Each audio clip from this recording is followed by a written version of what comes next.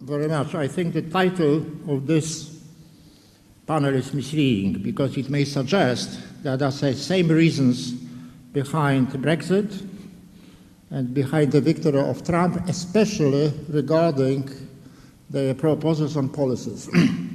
But it is not true.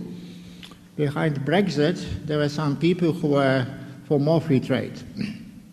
And the main reason for Brexit, I think, was the desire to limit immigration from European Union. While, as far as Trump policies are concerned, I think on trade, not on regulation, they are genuinely bad. As Dan has said, fortunately not yet implemented, and let us hope they would not be implemented. Why I'm saying that? Because we have a very, very strong lessons of history about the damaging consequences of limiting globalization of trade and benefits for expanding, especially for smaller countries like Greece.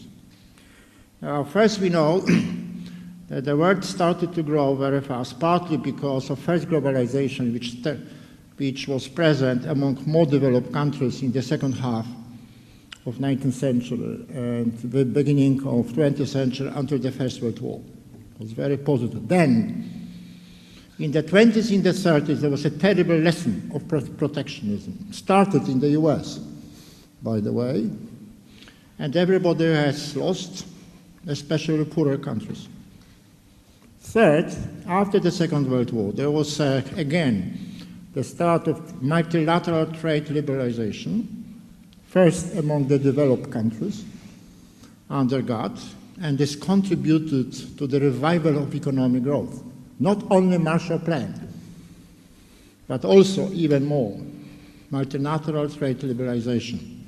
Among less developed countries, there was a very bad myth that they cannot compete in the world trade. This was spread from Latin America by Mr. Prebisch. It contributed to stagnation in these countries, but fortunately, so-called Asian tigers have shown in the 60s, in the 70s, that they can successfully compete, and more countries have joined the free trade. So the lessons of history are very, very, very clear. And people who believe in policies which are based on evidence, not on ideology, should support free trade and resist protectionism. This brings me to another message I would like to pass. You can read a lot of news, even too much, including fake news, nowadays in the media. So I would avoid giving you something which you can see in social media on TV. Instead of that, I would like to pass to you something which I think matters. For the most important thing in democratic countries, what policies do you choose? Democracy, by definition, means political competition. If too many people choose populists, meaning those who cheat, by saying that we can build prosperity upon growing public debt or deficit, or by intervening, increasing public or political intervention, then everybody suffers. But especially people who do not belong to vested interests and to the politicians. So I think it's useful to say a few words about the lessons. First of all, I think one should be very, very careful about the language. Do not accept the language of the populist, because if you do this, you are lost already. For example, there is a very popular populist expression, austerity. It is used also by IMF, strangely enough, and it sounds very bad. And if you say austerity, you convey a message that you support something bad, so you are very bad for the people. But this is just rising emotions. Don't use it, and don't buy it. Austerity previously means fiscal consolidation, a policy which aims at reducing the growth of public debt. It is extremely important if the public debt is already high and it is growing faster than GDP. So then fiscal consolidation is much better. Of course, it has to be associated with some structural reforms. if economy is rigid, like in Greece. At least it was in 2010, which was a result of previous bad policies, which must have been supported by a sufficient number of people in the political competition. The second word, which is an invective, don't use it in this sense, is neoliberalism. People who hate freedom, especially economic freedom, love to use it as a stick and don't buy it. Say you are using an invective. This is not a reasonable discussion. Are you against economic freedom? What do you mean by neoliberalism? And then you stop them. Don't buy the invectives. And there are many, so remember, the reasonable discussion starts with the language. And do not accept the language of the populist, which is all over.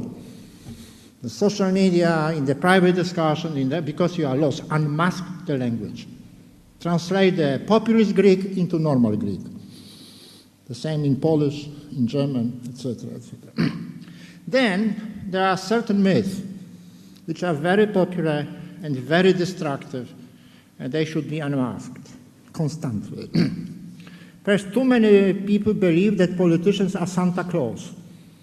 So they can only give without taking back. Of course, they are not Santa Claus. If they are promising to give something, they are promising to take something away, meaning taxation or higher public debt. A very widespread myth is that capitalism or markets are bad because they are responsible for the deep crisis. It is a double myth. First, the deepest crisis occur in non-market economies if there are dictatorships, like Mao Zedong, terrible policies, 70 people dead, and economic collapse. Why? Because he was not constrained, no rule of law, no division of power. So concentration of political power is very bad. And second, if you look at the deeper reasons for the crisis in democratic and market economies, you see at the bottom of that wrong public interventions. What about the growing public debt in Greece until recently? Was it the fault of the markets or of irresponsible governments who were supported and elected by many political? You can't blame irresponsibility of the public and the politicians upon the market. Of course, the politicians love to do it. Don't buy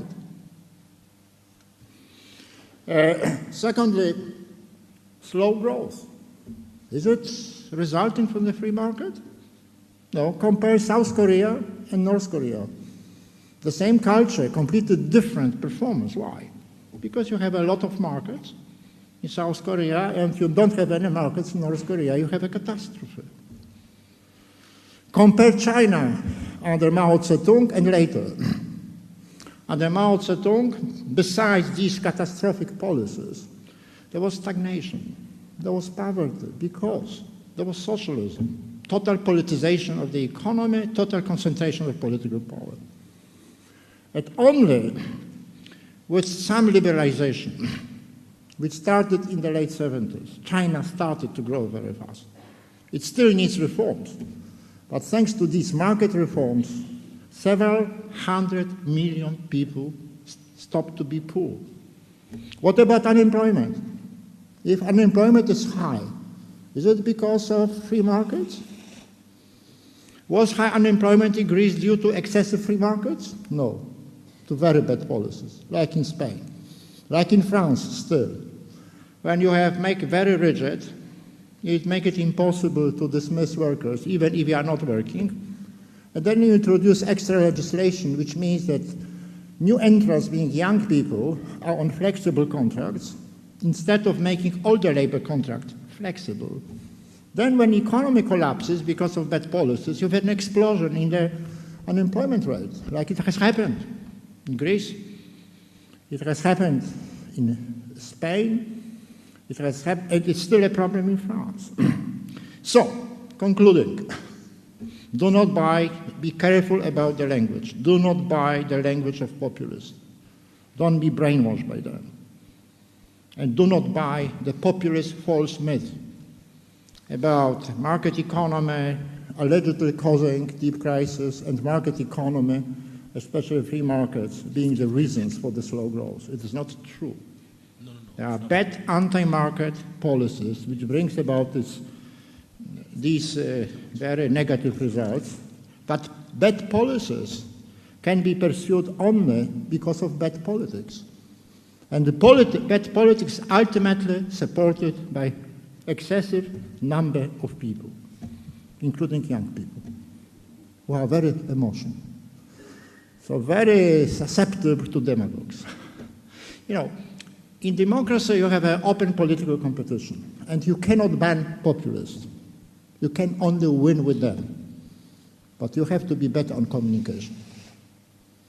This requires a lot of skills, a lot of effort, and a lot of persistence and talent. This is why I have been joining the free market too, hoping to address people in various places. Thank you very much.